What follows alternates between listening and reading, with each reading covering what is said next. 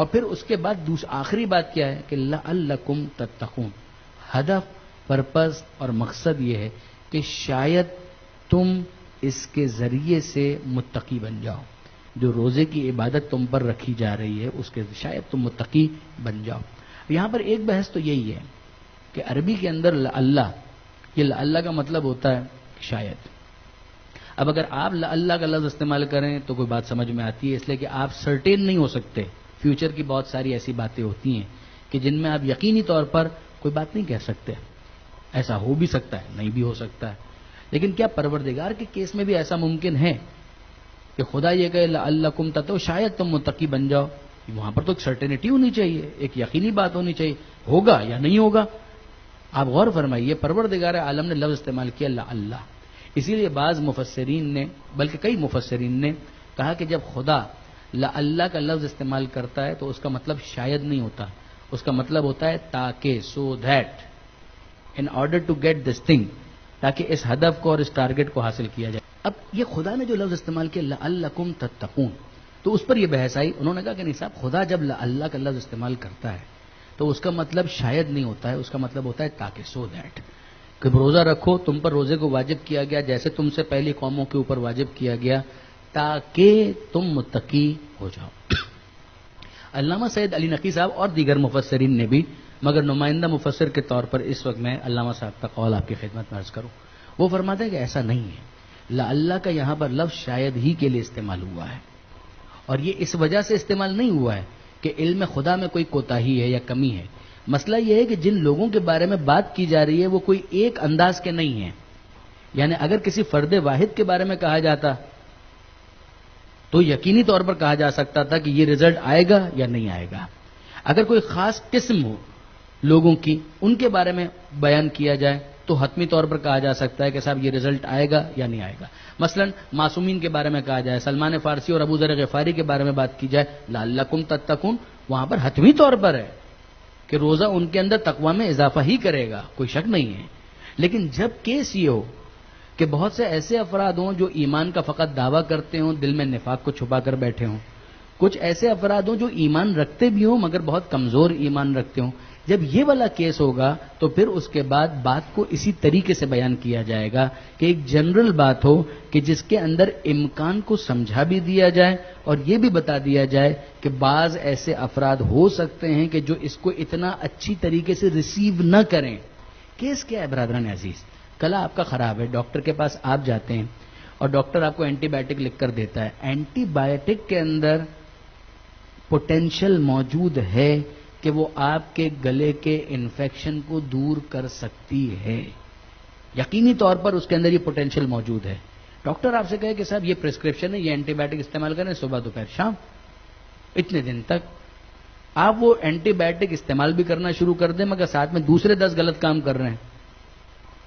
پانی پوری آپ کو کھانی ہے، بھیل پوری آپ کو کھانی ہے، چاٹ آپ کو کھانی ہے، اور اس کے بعد پھر آپ ڈاکٹر سے آ کے شکایت کریں کہ آپ کی اینٹی بائیوٹک ورک نہیں کرتی ہے، کام نہیں کرتی ہے.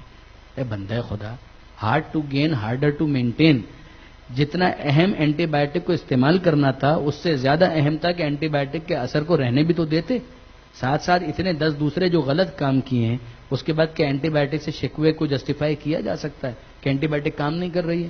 اینٹی بائیوٹک کام کرنے دیں آپ تو وہ کام کرے گی. جیسے پروردگار عالم کہتا ہے ان الصلاۃ تنہا عن الفحشاء والمنکر، جہاں تک پوٹینشل کا تعلق ہے نماز روکتی ہے فحشاء سے، برائیوں سے، منکرات سے، لسٹ فل ایکٹیویٹیز سے انسان کو روکتی ہے، خوف خدا پیدا کرتی ہے. مگر ایک انسان فقط نماز کو پڑھ کر چلا جائے اور اس کے بعد جو نماز کے اثرات ہیں ان کو محو کرنے کے لیے دوسری 10 غلط کام ساتھ ساتھ وہ کرتا چلا جائے تو کیا نماز کے پوٹینشیل کو ڈاؤٹ کیا جائے گا؟ ایسا نہیں ہے. یہاں پر بھی مسئلہ یہ ہے لعلکم تتقون، روزہ ایز فار ایز روزہ از کنسرن اس کے اندر پورا پوٹینشیل ہے، وہ تمہیں متقی بنائے گا، وہ تمہیں تقویٰ دے گا. لیکن کیس کیا ہے؟ کیس یہ ہے کہ تم روزے کے اثرات کو باقی بھی تو رہنے دو. جب اس کے اثرات کو تم باقی نہ رہنے دو تو اس کے بعد پھر روزے سے شکوہ کرنا حق نہیں بنتا. پھر انصاف کی بات یہ کہ بڑی زیادتی ہے کہ انسان پروردگار عالم سے یہ کہے. اب یہاں پر آ کے اگلی بات کو دیکھیے، یہ جو پروردگار عالم نے کہا لعلکم تتقون، یہ وہ منزل ہے کہ جہاں پر ہمیں موقع ملتا ہے کہ ہم تقویٰ کے مفہوم کو ایک مرتبہ پھر سمجھنے کی کوشش کریں. میں نے کئی مرتبہ مجالس کے اندر، آپ ویسے بھی ماشاءاللہ علماء کرام سے خطبہ سے سنتے رہتے ہیں، طالب علم کی حیثیت سے میں نے بھی کئی مرتبہ اس بات کو بیان کیا کہ نہج البلاغہ میں امیر المومنین حضرت علی ابن ابی طالب علیہ الصلوۃ والسلام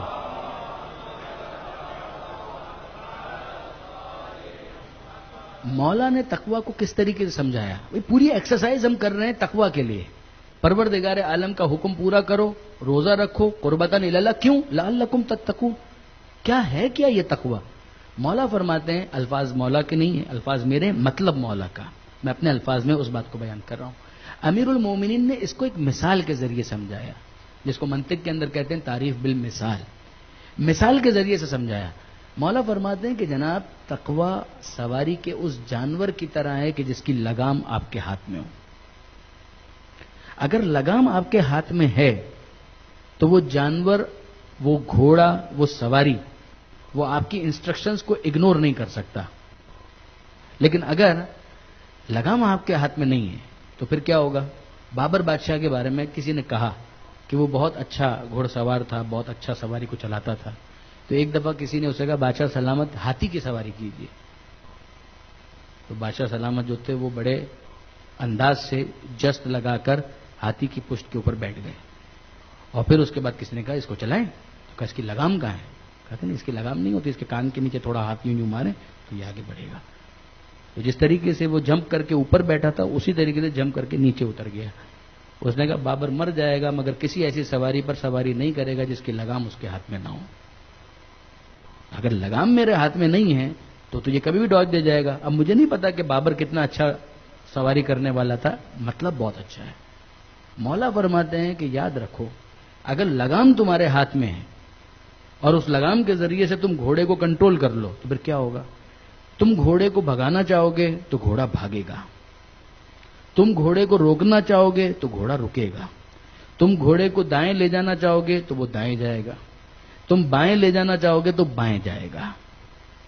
اگر ایسا ہے تو اس کا مطلب یہ ہے کہ گھوڑا تمہارے کنٹرول میں ہے، تم گھوڑے کے کنٹرول میں نہیں ہو. لیکن اگر الٹا ہو جائے کہ تم بھگانا چاہو اور گھوڑا رک جائے، تم روکنا چاہو اور وہ بھاگے جا رہا ہے، بریک فیل ہو گئے، تم دائیں لے جانا چاہو وہ بائیں جا رہا ہے، وہ بائیں لے جانا چاہو تو دائیں جا رہا ہے، اس کا مطلب کیا ہے؟ کنٹرول نہیں ہے. مولا فرماتے ہیں کہ اگر نفس کے گھوڑے پر لگام ڈال کر اپنے کنٹرول کو انفورس کر دیا ہے تو اس کا مطلب تقوی تمہارے اندر ہے. اور اگر ایسا نہیں ہے تو پھر کیا مطلب ہے؟ میرا دل نہیں مانتا، میرا دل نہیں چاہتا. اس کا مطلب یہی ہے کہ گھوڑا کنٹرول میں نہیں ہے، نفس کا گھوڑا کنٹرول میں نہیں ہے. اب میرا دل کیا چاہتا ہے؟ میرا دل تو کھانا کھانے کو چاہتا ہے. روزے کے اندر خدا کیا کہتا ہے؟ بھوکے رہو. نفس کہتا ہے کہ کھانا کھاؤ، خدا کہتا ہے کہ بھوکے رہو. اگر میرے اندر تقوی ہے تو میں اپنے نفس کے سرکش گھوڑے کی لگام کے ذریعے سے اسے کنٹرول کروں اور کہوں کہ نہیں، اگرچہ تو کھانا کھانا چاہتا ہے مگر حکم خدا کا تجھے پابند بناؤں گا، اس موقع پر نہیں کھاؤں گا. مولا فرماتے ہیں کہ بس یہی تقوی کا مطلب ہے. اگر تمہارا نفس تمہارے کنٹرول میں آ گیا تو اب وہ تمہیں بائی پاس نہیں کرے گا، تمہیں نہیں چلائے گا، تم اس کو چلاؤ گے. جب تم اس کو چلاؤ گے تو جتنا تم اس کو چلا سکتے ہو اتنا تقوی تمہارے اندر موجود ہے. جہاں پر وہ اڑی کرنے لگے، وہ اکڑنے لگے، وہ ادھر ادھر ہونے لگے اور تمہیں لگ رہا ہے کہ اب لگام ڈھیلی ہوتی جا رہی ہے، بریک فیل ہوتے جا رہے ہیں، اس کا مطلب یہ ہے کہ اسی پروپورشن سے تقوی کم ہوتا چلا جائے گا. اب یہ اگر چیز آ جائے تو اب مفہوم بہت واضح ہے. پروردگار عالم نے کہا کہ روزہ رکھو تقوی آئے گا. کیا مطلب؟ اگر ایک انسان دن میں گرمی کے دوران اس چیز سے اپنے آپ کو بچانے میں کامیاب ہو جاتا ہے جو عام دنوں میں حلال ہے، بہت توجہ کیجئے گا، پانی عام دنوں میں حلال ہے، رمضان ہی کے اندر رات میں حلال ہے، پانی حرام تو نہیں ہے، پانی شراب تو نہیں ہے، پانی تو حلال ہے. مرغ صحیح ذبح ہوا ہے، کیا پرابلم ہے؟ حلال ہے. بکرے کا گوشت صحیح ذبح ہوا ہے، حلال ہے. چاول حلال ہے. یہ مشروبات یہ سب حلال ہیں. مگر روزے کے دوران پروردگار عالم کے کہنے پر انسان نے کتنا تقوی حاصل کیا کہ جو عام دنوں میں حلال تھا اسے خدا کے کہنے پر ترک کرنے کے لیے وہ تیار ہو گیا. تو گھوڑا تو کنٹرول میں آ رہا ہے. پروردگار عالم یہ ارشاد فرماتا ہے لعلکم تتقون، تم نے خود اپنے آپ پر حجت کو تمام کر دیا. جب تم خدا کے کہنے پر 1 مہینہ حلال سے بھی اپنے آپ کو روک سکتے ہو تو باقی 11 مہینے حرام سے اپنے آپ کو کیوں نہیں روک سکتے؟